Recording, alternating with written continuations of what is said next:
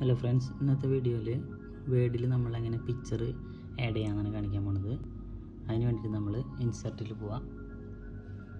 Insert click ചെയ്തിട്ട് picture select ചെയ്യാം. അതിൽ ബ്രൗസർ ഓൺലൈൻ വഴി നമുക്ക് ബ്രൗസ് ചെയ്തിട്ട് വേണമെങ്കിലും പിക്ചർ എടുക്കാം. അല്ലെങ്കിൽ പിക്ചർ ഫ്രം ഫയൽ നമ്മുടെ ലാപ്പിലുള്ള പിക്ചർ ഇതിലേക്ക് ഡയറക്റ്റ് അപ്ലോഡ് ചെയ്ത് എടുക്കാൻ പറ്റും. ഞാൻ ജസ്റ്റ് ഒന്ന് സാമ്പിൾ കാണിക്കാം. പിക്ചർ സെലക്ട് ചെയ്യാം.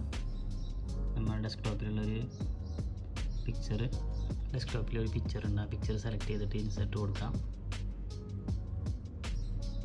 ഇൻസർട്ട് കൊടുത്തു കഴിഞ്ഞാൽ നമ്മുടെ പിക്ക് വന്നിട്ടുണ്ട്. ചെറുതാക്കാനോ വലുതാക്കാനൊക്കെ നമുക്ക് കഴിയുന്നതിന്.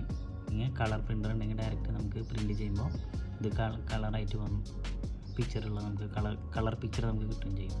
നമുക്ക് പിന്നെ ഓൺലൈൻ പിക്ചേഴ്സ് എടുത്തിട്ട് ഓൺലൈനിലെ പിക്ചർ വേണം നമുക്ക് ആഡ് ചെയ്യണമെങ്കിൽ ഓൺലൈൻ പിക്ചർ സെലക്ട് ചെയ്യാം.